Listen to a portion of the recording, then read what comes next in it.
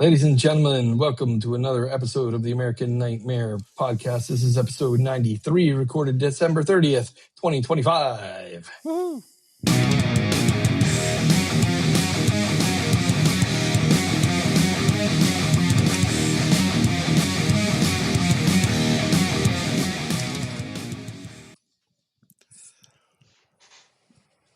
Wow. Merry Christmas. All right. Yes, Merry Happy Christmas. New Year. and Happy Kwanzaa. We're just a all day that or shit. two away from New Year. Hey. Thank God. Fuck 2025, man. Get that shit out of here. Dude, I don't feel like 2026 is going to be any better, bro. Hey, at least I have hope. At least I have hope that maybe it'll be better. Yeah, Could be worse. Have hope.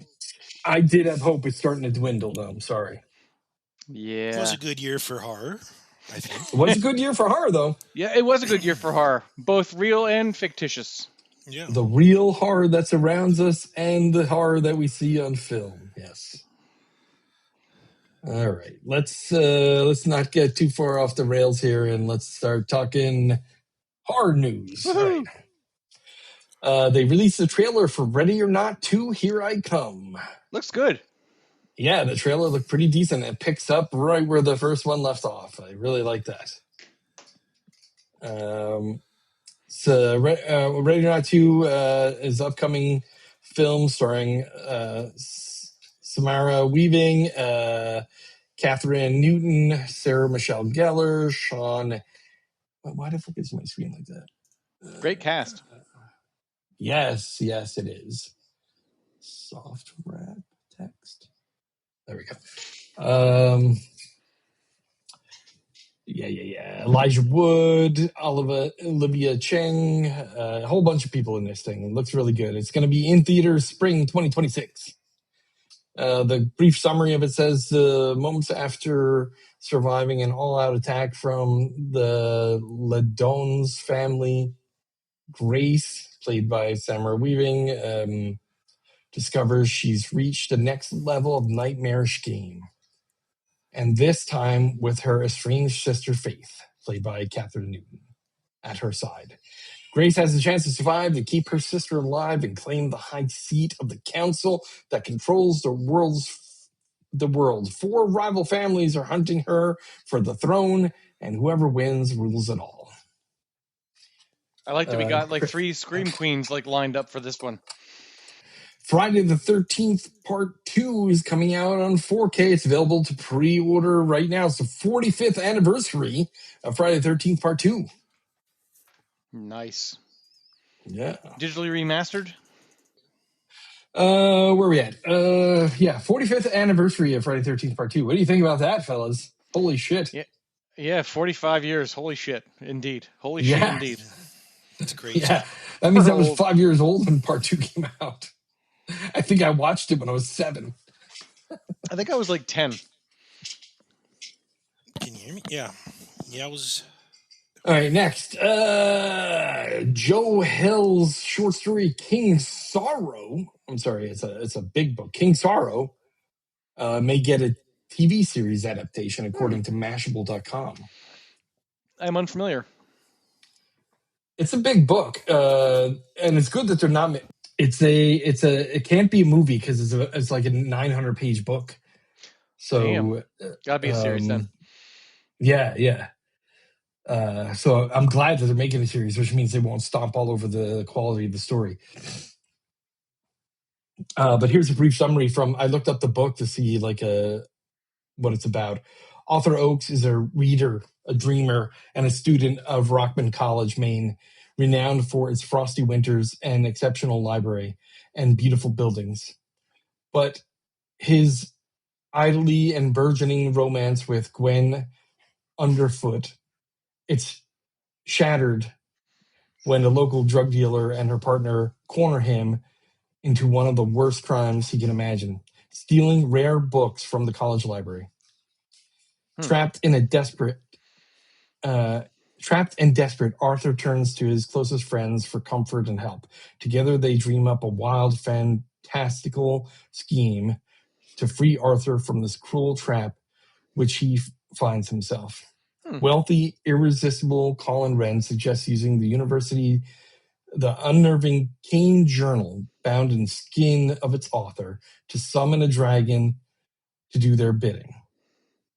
The other brave, beautiful Alison Shiner and the battling twins, Donna and Donovan McBride, and brainy, bold Gwen, don't hesitate to join Colin in the effort to smash reality and bring a creature from the impossible into our world. But there's nothing simple about dealing with dragons, and their pact to save Arthur becomes a terrifying bargain in which the six must choose a sacrifice for King Sorrow every year or become his next meal. Daggone cat just jumped up here and startled me. Came out of nowhere. Is King Sorrow looking for a soul?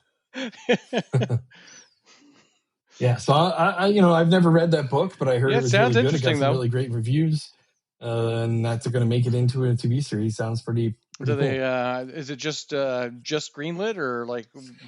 Not even greenlit yet. This is it rumors. Seems to be mostly a rumor from Mashable.com. Somebody read it and thought it would be a good movie / series. Well, there's some rumors that someone very big is working on writing the screenplay. Big as in like a fat person, or big as in like a well-known? Big as in a big name in horror. Okay, because I was going to say, what does that have to do with anything, depending on the person's size? Like... He's a big person. Peaky Blinders, the Immortal Man, a Fisher teaser trailer of the Peaky Blinders movie. What? Oh, wait, what? Yes, Netflix released a teaser trailer of the Peaky Blinders movie. I'm going to have to check that out then. I didn't know that. Nice. I was looking forward to that. It's been a while. Whatever happened to Tommy Shelby, the famous gypsy gangster? Peaky Blinders, the Immortal Man, premieres March 6th in select cinemas and March 20th on Netflix. Gotta finish. I got like a season and a half left, believe it or not. Really? Yep. It's a great show. Yeah. I got more. I got like 2 seasons left, bro. I'm just too slow on that shit. All right. Blumhouse and Atomic Monster, for the first time, have reached past $1 billion worldwide box office, according to Deadline. Oh, my. Yes. What put them over the hump? What was the Five Nights at Freddy's Part 2 and Five Nights at Freddy's Part 1 combined are the ones that pushed them over that Get limit. out of town. Yeah. I haven't seen either one yet. I think 2 just did really well in the box office, didn't it? Yeah, everybody said that was a killer film. I didn't watch it yet, but everyone says it's a must-see. That is very good. I haven't even seen one. Me neither. Neither have I. Do you have to see? I assume you have to see the first one to see the second one. I would guess. I think it's a continuation of the story. Maybe I'll just wait for them to release all of them and then watch them. Like I'll binge them. Because I think Matthew Lillard said he signed on for like 4 of them, didn't he? Whoa, really? Jesus, I think so. I didn't know that. Dude, I can't believe that dumbass game got such a following that they got films that are actually It must be money. Just kids going to watch it, right? Yeah, that's definitely younger. That's like my kids' generation, I think. Yeah, it's got to be kind of like the kids that went to go see what was that film that did great over the summer? That Minecraft fucking movie. Oh yeah, exactly. Listen, I watched that on my way home from Pennsylvania back to LA. What a fucking shitty film, man. That is fucking garbage. It did so well, though. How it, yeah, it's because of the kids. Yeah, the kids. Yeah. You know, it's funny because I thought I liked the Mario movie when it came out. I wasn't expecting much, but I thought it was a really good movie. I was like, oh, nice. So I was like, maybe the Minecraft will be good too. Like maybe it'll like be kind of like the Mario movie. Dude, and it was fucking bad. It was fucking bad. Yeah. Dude, I don't know. Your camera is starting to wig out again already. It's kind of weird how this happens. It's so weird. I don't know, dude. Hello. Or like your camera was great all this time, and then all of a sudden your first face just turns into a blob of white with 2 black dots. I have no idea. I don't know what to tell you. Like I'm in the same spot I always am. Like no one turned a blender on or anything like that. I don't know. It's fucking weird. It's really weird, bro. Anyway, Blumhouse and Atomic Monster, thank God. Round of applause for doing so well and bringing some shit to the horror genre. I love it. Love it. All right. Anaconda just released their final trailer right before the Christmas release of the film, and my understanding is not a lot of people have gone to see it, so that's a shame. I My think friend That that's Kevin, final trailer that's looks like pretty funny. 100% comedy, though. I think, right? For my sure. friend Yeah, Kevin it went to is. see it and said it was good. Like he said, his wife and daughter loved it. He thought it Yep. was acceptable. So Yeah, my understanding is that they try to do like a comedy. There's some horror elements, there's death involved, but Yeah, it's more comedy it's than mostly horror, comedy. Yeah. which is fine. I like that. yeah. We do know that Ice Cube made a cameo appearance in it too. Did he really? I Because didn't know that. he was in the Yep. original Anaconda film. So, Nice. Yeah, I think he was in the trailer I saw for it. yeah.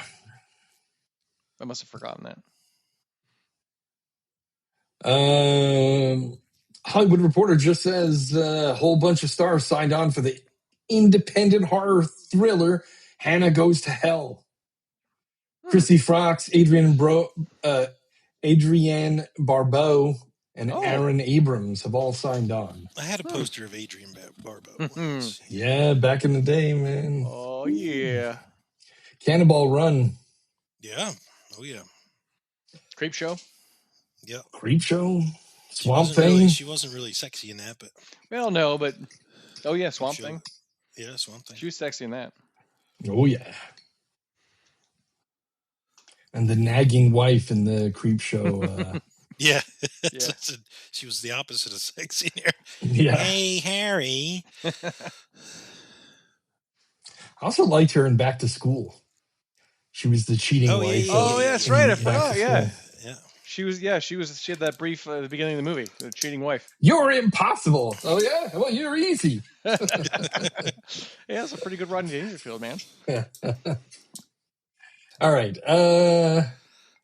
Dead Silence is finally coming to 4K. I pre-ordered mine. Nice. It ships 17th of February from Shout Factory.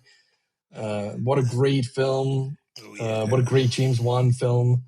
Was that So his glad first it's one? on 4K. That wasn't his first one, was it? I believe it was. It was? I believe it may have been. It was his first. It was a good flick.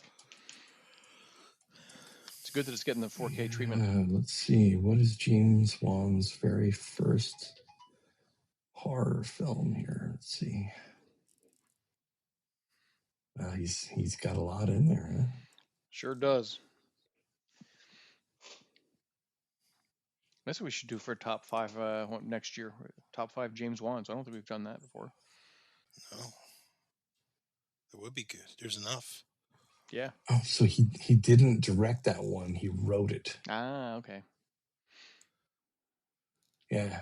So he wrote a bunch of shit before that. And directed shit. Saw 2, Saw 3, Saw Rebirth. Really? Saw was before Dead Silent, huh? Yeah, Saw Well, directed, though, you're saying. Not. Saw came out in 2004 and Dead Silence came out in 2007. No, he also wrote Saw. So he directed Saw 2, 3, 4, 5, 6, and Saw 3D. But he wrote Saw 1, Saw 2, and Saw X. Oh, he only wrote those 2 and then Saw 10, yeah.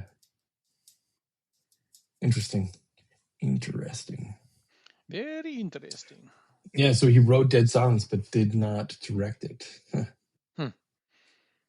Yeah, but great film. Love that film. Indeed. Opening scene. Come on now. Hell yeah. They go right to it. It's like, yeah. Yeah, they're not playing any fucking games. Right in the beginning, they tell you this is going to be fucking scary. Yup. Here's the puppet, bitch. Yeah. I saw recent trailers for a new Dracula film coming out in 2026. Oh, yeah, I with did too, with and Christopher it looks really Waltz good. in it, right? Yeah. Yeah, it has Looks Caleb really good. Landry Jones, Christoph Waltz, and Zoe Blue Sedell. Yeah. Looks good. Directed by Luke Besson. Comes out February 6th. It's like real soon too. And I'm like, God, where the fuck did this come from? I didn't hear anything about it. No. A 15th century prince played by Caleb Landry Jones denounces God after devastating loss of his wife, played by Zoe Blue. He inherits an eternal curse and becomes Dracula. Condemned to wander the centuries, he defies the fate of death itself, guided by a single hope to be reunited with his lost love. Dude, your camera has done it again. Your face is a couple black dots on a white pasty mass. Well, I mean, that's kind of how I look. That doesn't help. That's kind of how I look. I mean, that's my face, really. A couple black dots with a white pasty mass. That's me. If you look at my driver's license, that's exactly what it looks like. That's great. That's great. Fantastic. Yeah, so this actually the trailer looks great. I just don't know how I feel about Caleb Jones as Dracula. I think my problem is it's a bit too soon. Like Nosferatu is not even like cold and in the grave yet, and we're coming out with another Dracula like movie. Like, yeah, it looks like a combination of like, you know, the Bram Stoker, and then what was that one where they sort of did like a before he was Dracula when he was out in the battlefield. They showed flashes of that in Bram Stoker's Dracula. Oh, did they? Okay. That's the core story of the original Dracula. I forget written by Bram Stoker. Yeah. Yeah, so I don't know how I feel about it, but hey, look, Dracula is a massive moneymaker. Think about that $1 billion theme park that they're building in fucking Romania. Right? Yeah, it's a Dracula theme park, bro. Might have to go to that. It's going to be open, I think, road trip October too. Yeah, instead of Sal. We'll go to Romania. Do a road trip to Romania. I'm game. Let's do it. That'd be fun. Bring some dirt back with us. Yeah. Yeah. New trailer for the horror film Hokum is now out.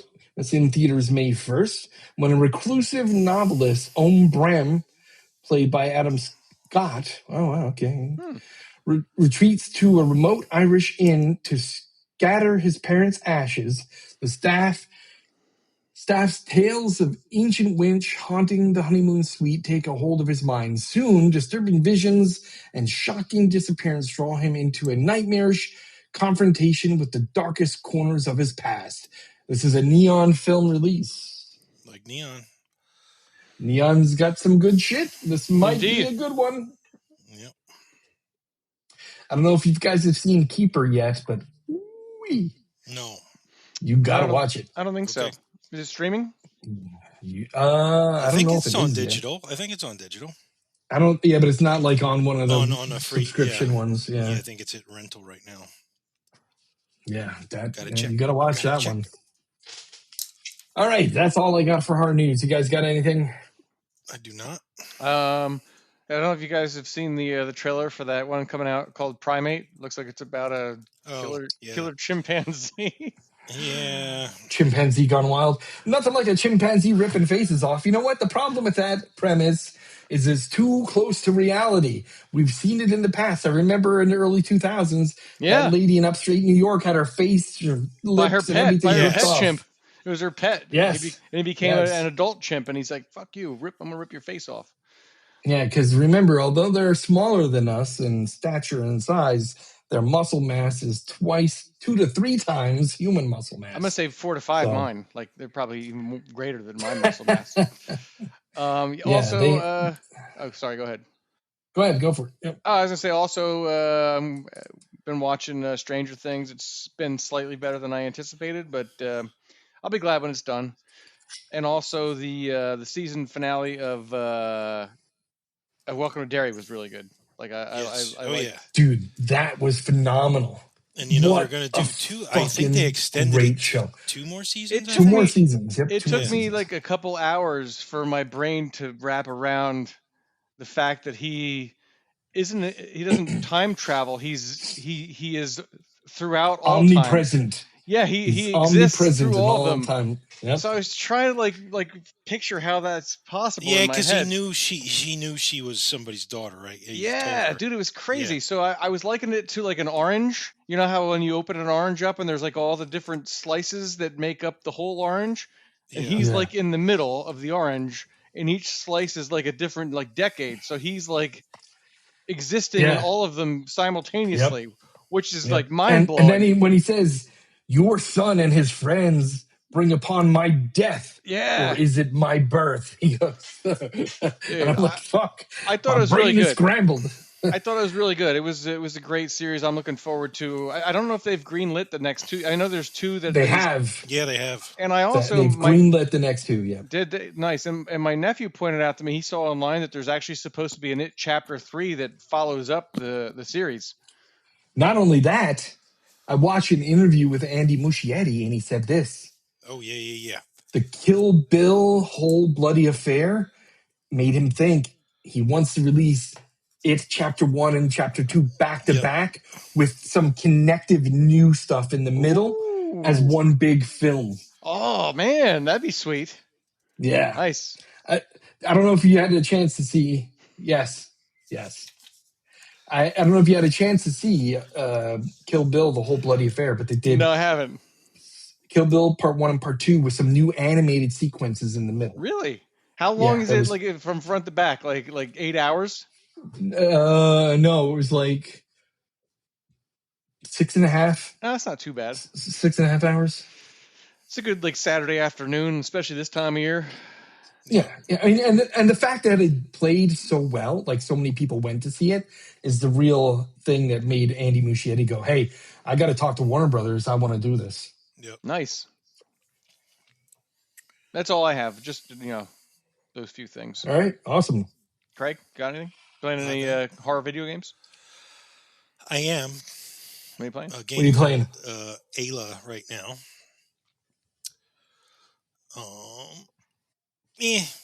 Ayla, you got me on my It's an acronym. I don't remember what it's for, but it's A. Okay. Just okay. Yeah, it's okay. It's just okay. What's the premise? It's about virtual reality. And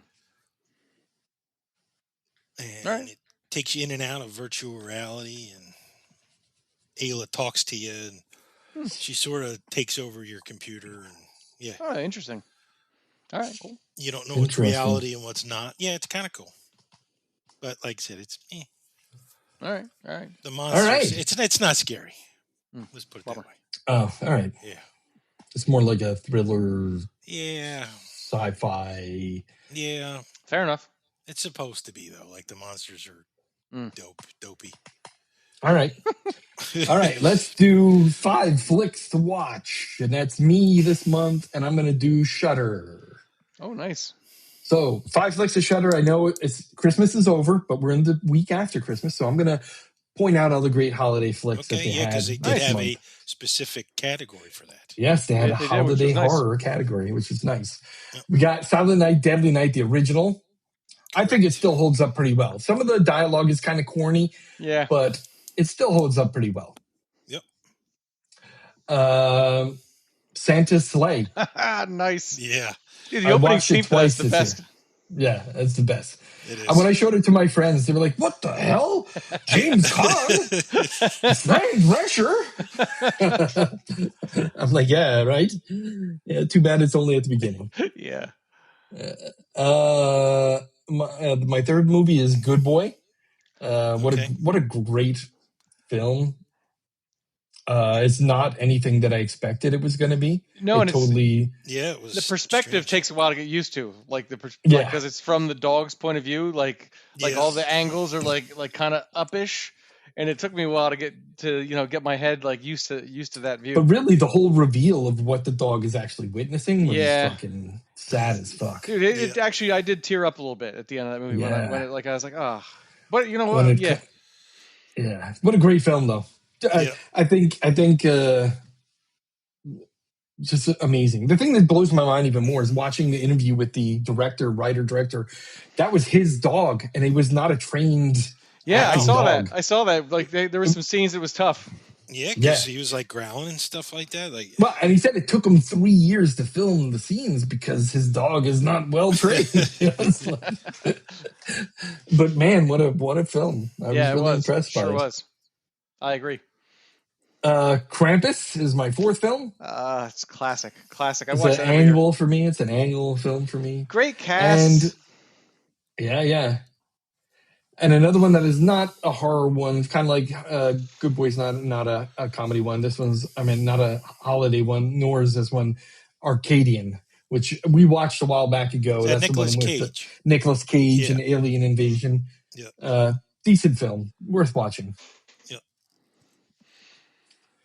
All right. Let's move on to our top 5 list. Our top 5 list this month is our top 5 favorites from films we have reviewed during 2025. And the Yes. list goes this way. It goes Craig, Sal, Chris. Yes. All right. So, number 5, I went with Terrified.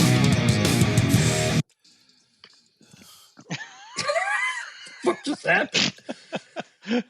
What the fuck did I Okay. do? One of them shadow creatures came up out of the upside down or Yes. whatever it was, and like Yeah. The fuck? Anywho, Sorry about that. No, that's Yeah. okay. Number 5, I went with Terrified. That one we watched just a handful of months ago, like 4 months Yeah, ago. it was 3 months ago. fairly something recent. like Yeah, it was a foreign film. I believe it was Argentinian. Could be wrong. I think it was by the same guy that did When the Evil Lurks. Yep. Same cat that did that. that. Nice. Okay. Number 4, The Ugly Stepsister. That's a good one. Another fun foreign movie. film. It's a There's fun two movie. foreign films I in there. rewatched it. I rewatched it with the English dub. Yeah. Okay, yeah, they brought it on board, I think. Where did they Yep. put that? Was that on Shudder, or did they put that? It's on Shudder, and actually, when you select it, it says at the bottom of the screen English dub version. How did they do? They did okay with it?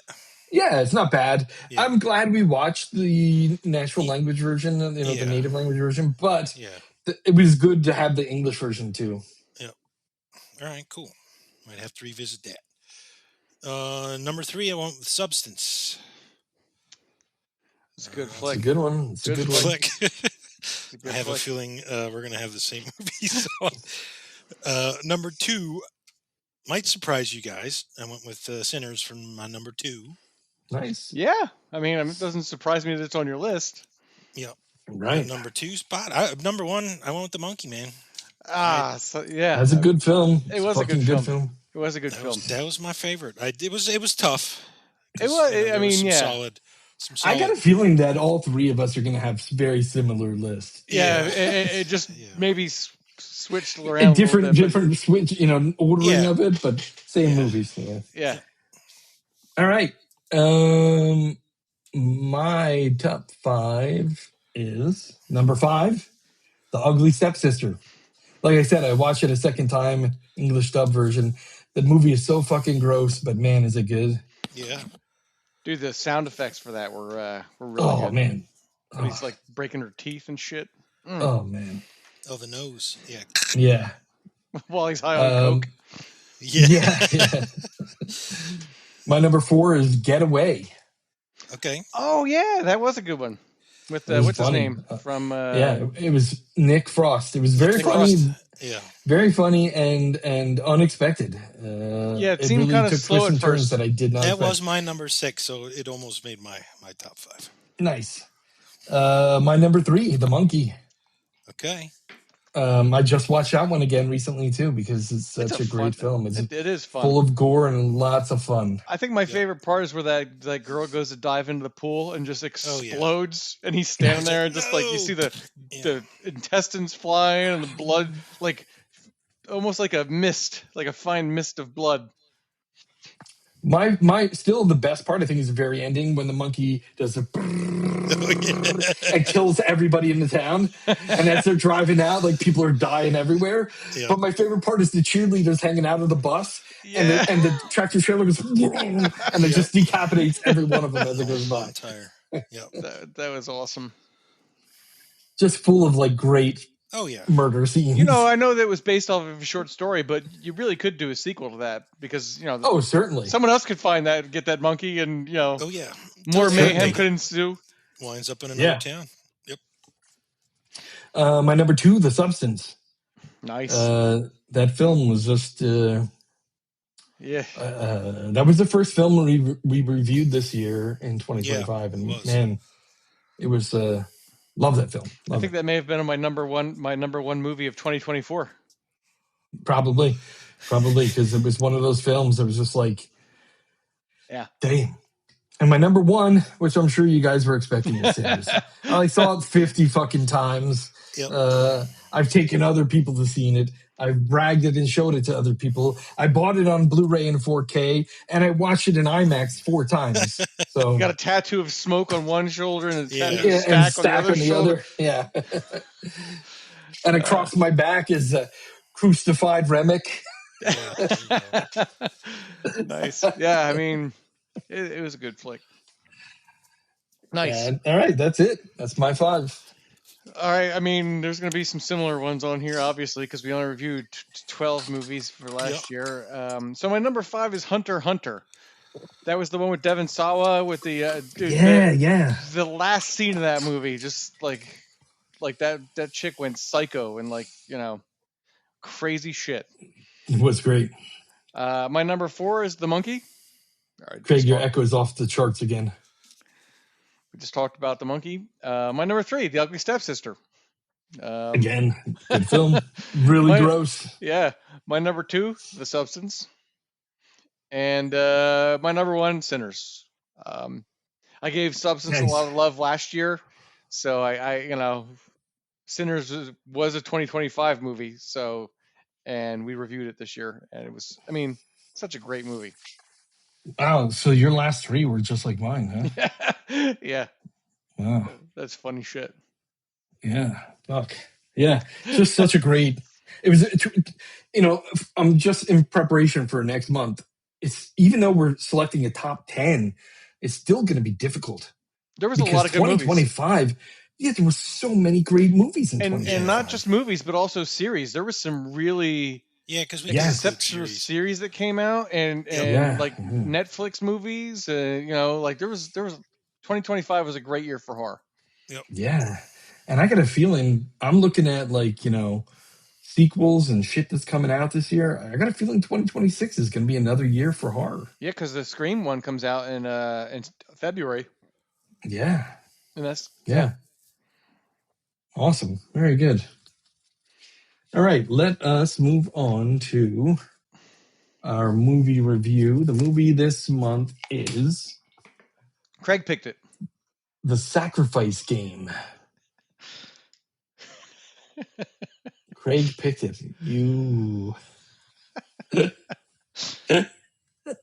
I picked it because it was a good holiday movie. It was a good holiday movie. Actually, it was a great holiday movie. Yeah. It might be. Might have to add it to the list of more horror movies to watch at Christmas time.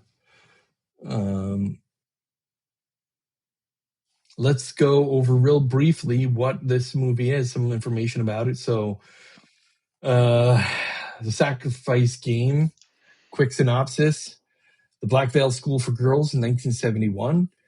It's bad enough that student Samantha, played by Madison Baines, and Carla, played by Gregory Akin, can't go home for the holidays. But things take a deadly turn when a gang of cult leaders arrives at their doorstep just in time for Christmas. Directed by Gene Wexler, produced by Philip Kalanhaju, Albert Malamed, Heather Buckley, Todd Slater, screenwriter Jen Wexler and Sean Redlitz. It's distributed by Shudder. The production company is Red Seal Media, Real by Fake, Doco Digital, multiple producers here, huh? Covoke Media, AMG Music Film Television. The genre is a horror, holiday horror in English language. It was released December 8th, 2023 on Shudder only, and the runtime about an hour, 30 minutes. This is one of those Shudder originals that Shudder put a bunch of money into in order to get exclusively on the streaming service. Shudder has a way of picking really decent films. Yeah, I agree. There's a lot of horror streaming services out there. Shudder's not the only one, but I will say that Shudder seems to put the largest amount of their budget into supporting independent filmmakers that are making decent films. Yeah. See, the thing is, I haven't looked at other services just because I think Shudder's done a really good job. Mm-hmm. They sort of got me hooked in, so I don't really want to jump off and I even have two at the same time. It's I- sort of stupid, but Yeah, I did the Screenbox 7-day trial. Same here. I did it for the Art the Clown Yule log. okay. Yeah. And they have some decent films on there, but their original series and original films are not as good as Shudder. Yeah. They got a lot of old shit. So Yeah. hats off to Shudder, like I said, for keeping me. Mm-hmm. For sure. Yeah. I will say that Shudder is one of the services that I've kept the longest. Like a lot of my services, I cancel for a period and bring back. Mm-hmm. Shudder's the only one I haven't done that to. I keep it. I pay for it every month because I like watching Joe Bob. That's like one of the things I watch the most on there. Yeah, Joe Bob's fun. And then a lot of their original stuff and some of their other crap. I also like to turn it on and just have it. They have 3 different channels that stream constantly. Yeah. I'll just turn it on like regular TV while I'm cooking and watch whatever the hell's on. Because you never know what's going to pop up on there.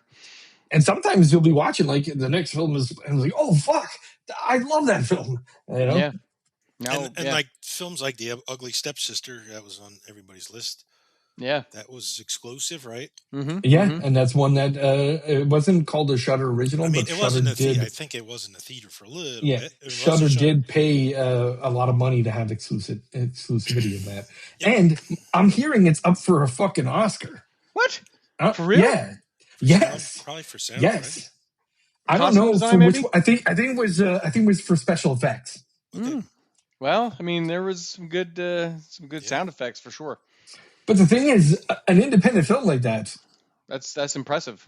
That's fucking great. Yeah, and a foreign film too. And that's what it's going to take for Shudder to continue to do this. Is they need to get a couple of them that they pay for to get some recognition to help bring more traffic to their service. I will say this: I don't get paid anything by Shudder, but I mention it to everybody. I tell everyone about it because I love horror and I want everyone else to love horror too. And I said, if you want to get a good streaming service, that's a decent price. And they've kept it. Yeah, good value. they kept the price reasonable too, right? Yeah, they don't keep jacking it up every year like everybody else does. And if you ask me, they've jacked it up a couple bucks a few years back, but you know what? They've increased the value with that too. The films are getting better. For sure. All right. So this film, I think it's Canadian. Yeah. It seemed like most of them were Canadian actors and actresses, but overall, it was entertaining. It seemed a little slow in the beginning. Like there was some weird the very first scene started off good. There was some good blood and guts right off the bat. Right off the bat. So you knew that this was a no bullshit thing, but they were doing it was a flashback from like an earlier time, right? The song was pretty cool too, that in the beginning scene, that song they were playing. I think it was a band called Ellie Wetches. I recognized it. Yeah, I think that's why AMG Music Group is one of the producers, because they must have provided the soundtrack. Yep. Yeah, it definitely got the 70s vibe with it. Like you definitely felt like you were watching. That too, like sounded grindhousey 70s. Yeah, having it be like a period piece was pretty good. It definitely felt like that. Like I felt like I was watching a 70s horror for sure. Yep. But the whole premise, and let's just stop right here and say there's going to be spoilers. Yeah, because so if you didn't watch it now, then you might want to stop this programming here and come back with us after you watch it. So the whole premise here is, you got students at a school like an all that has. Was it an all girls school, like a Christian, like a Catholic all girls school? It was like a Catholic all girls school, like a boarding school, and one of the girls discovers some witchcraft books in the basement or in their library or wherever, and gets a spell for whatever, and starts this like cult around this summoning a demon or whatever. And then they go into the future, and now there's still a girls' school there, and there's this satanic cult gang. They're performing some ritual, so they've had some human skin with them that they cut off of a person earlier. Of a priest. They cut off a priest. Yeah, off of a priest, off of like his stomach. And then they get stopped by the cops, and the cops seize the skin, and they kill him. And the cop shoots one of their guys, so they need to get help, and they go to the girls' school. under the premise, oh, we need help, our friend got shot, and whatever. That guy was creepy as shit. The guy who got shot, he definitely gave off like child molester vibes. Dude, I was just gonna say, not like creepy in a horror way, but like in a kid fucker way. Oh yeah, he definitely had like child molester vibes, man. I'm like, this guy's creepy as shit. I can't wait for him to die. Yeah, I'm like, why is he like talking this way? But he seems really creepy, dude. Like, Yeah. he should not be at all girls' school. He's probably one of those guys that really legally shouldn't be within 500 yards of a school. Yeah. They did a good job. Like each one of the people in that cult like had like a different kind of like culty personality. Like the guy who was like the leader guy, he played like a really good asshole. Like, like giant asshole. Like alpha male, like knew everything and was like the best guy, and like he was such a fucking asshole. Like I was like, God, I hope this guy dies. That's good acting though, right? Yeah, it was. Yeah, definitely. And the same thing with the girl that graduated in the class of 63. Did she say 62 or 63? Because this is taking place in 1971. Even she played kind of like the dim-witted dumb girl that got this spell book or whatever, didn't really know what she was into. Yeah. And then that one girl who's like the younger looking the quiet one, weirdo. the quiet weirdo, and I felt a little weird when that guy said she was being cooperative. Yeah. The way he said it. There was definitely like something about that girl. Like, like it was like weird the whole time. Like, Yeah. I didn't catch it right away. Maya watched it with me, and she caught it before I did. The big twist. Yeah. And I caught it too before the reveal. I was like, oh, okay. I get it. It was great though. I thought the setup was really good, and I thought like how they pieced it all together. Like I thought that was great, and she was great. Like once that demon kicked in, like the scene of her dancing and stuff. Like I thought that girl did a really good job with that role. Yeah, I think so too. I was really impressed, and I mean. Sorry. It was kind of weird when she started pulling up her shirt and revealing like the. Yeah. Well, when they first like looked at her arm and you saw, like I said, well, those aren't normal cuts on her arm. Like, people who cut themselves. I said, those look like she's like cutting a pattern or something like that. Yeah. So the reveal at the end is that the little girl is actually the demon that they were trying to summon. Well, actually, the spell that was originally placed on the demon was a binding spell. Yeah, not a summoning to keep spell. her in the school. And the spell that the girl found in the basement that they were trying to execute and actually executed was not a summoning spell, but an unbinding spell to let her go. Right. But they had to finish one last part because the girl only stole that one page from the book. And when she saw that, like the picture in the book was exactly the same as the symbols that the girl got cut on her, she's like, "Oh man, I kind of fucked up." Like he's like, "What do you mean you fucked up?" Well, it's not really a summoning spell. It's an unbinding spell. And then let the demon go. That asshole, like the leader guy, he thought he was the demon. He was like, "Oh, like I'm the fucking vessel. I'm the fucking vessel." But the thing is, she did something to all of their brains, right? Right, because she whispered, "The demon hell is waiting for you." Yeah, like she was like manipulating them with whispers. I think the only part that I had a hard time with was the other girl. Like she let her go. She said, "You go." At the very end, yeah. You go. I'm going to stay here. And she's like, "I can't leave you." And they weren't really. They just became friends like quickly. Like they didn't really know each other that well. Yeah, and that was the thing that was a little confusing too, because even the demon gave that fucking speech.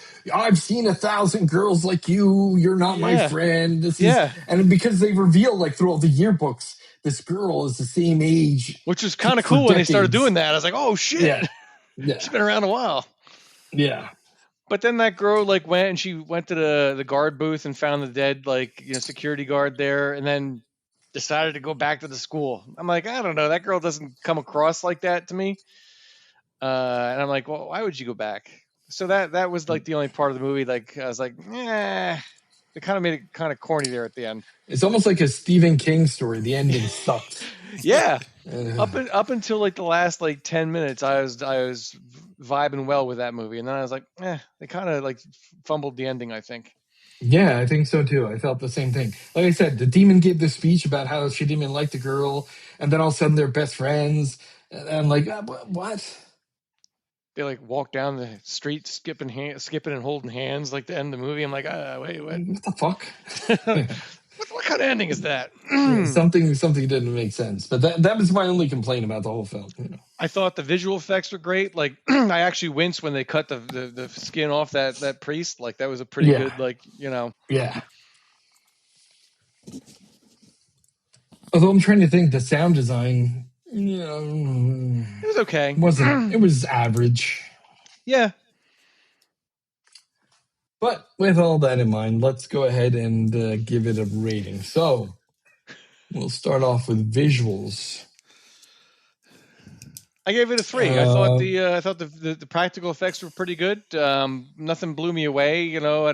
But it was a good 70s. Yeah, 3. You know, 3 works for me. Yeah. Costume design was good. Yeah, like I said, I like the way it looked as far as you know, taking you back in the 70s. Yeah, the sound design, I'm gonna say that's average. So that's probably like 2.5. Yeah, that's what I would say too. Sure. There was nothing there were some good songs. I like the soundtrack. I don't know if you want to throw if that is part of sound design. I guess I would say so. It's background. Yeah, but I was looking more for like some of the shit they were doing to be a little more glurpy, schlurpy kind of, especially the skin cutting and all that crap. Yeah. But yeah, all right. 2.5. 2.5 works. The acting overall. Now, some of them were decent actors and some were not decent actors. Right. So I thought it was average. I some, like you said, some shined, some were just yeah. So I gave that I'm a 3. Say a 3. Yeah, 3 works for me. I feel a 3 there. Sure, 3. The story overall. I thought the story overall was pretty different, pretty unique. I liked it. I thought the ending was a little meh, but the story overall was decent. I'm going to say 3.5. I said 4 for that. Yeah, I gave it a 4. All right, 4 it is. The fun and fear factor. All right, wasn't that scary? No, but it was a fun movie. I thought it was a fun movie, and you know, there were some gross parts of it. You know, creepy, gross. I'm going to say for fun fear factor a 3. I also gave it a 3 for that. 3 works. 3 it is. That gives us an overall of 3.5 for The Sacrifice. All right. A Shudder exclusive. So if you don't got Shudder, you can't see it. But I know that's what I hate. I don't know how many people that listen have Shudder. They should. If they listen to the show, they should have Shudder. Dude, like we've been talking about Shudder since it came online. Because we do talk about a lot of the movies that are on Shudder. I mean, we give the 5 flicks from Shudder. We review stuff on Shudder, man. Shudder I think you're right. I think we've been in there since the jump. I think since Shudder has been released, we've been on it. Yep. We watched the user interface change over the years. And got much better. The first live stream of the Chainsaw Wars, that was a fucking disaster.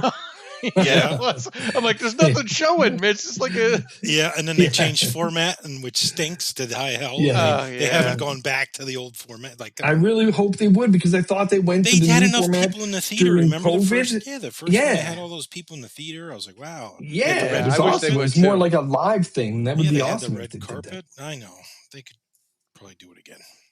They should. I bet they don't, because it costs too much money. They won't. They've stuck with that stupid pre-recorded like skits and whatnot. And that was the first year they did that. Was that David Dasmalchian was the host? Yeah. Do you guys know he's originally from Allentown or something? Was he really? I think he was. I think he was born or something in Allentown. Nope, didn't know that. He moved fairly early though, but I think he was born in Allentown and then moved to California or something when he was younger. Pretty young, I guess, but I want to say he was born. He's definitely a Pennsylvania dude. He grew up in Allentown, Pennsylvania. Yeah. Way to he was go, David. Born July 21st, 1975 in Allentown, Pennsylvania. There you have it. His mother and father, Priscilla and Hoisin Dasmalchian. They were Iranian American. Nice.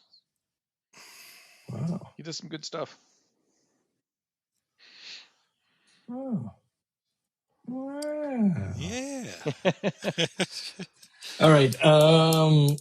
What was I saying? We're talking about Shudder. We're just wrapping it. Yeah, we're talking. Oh, we're just wrapping up the Shudder. Yeah.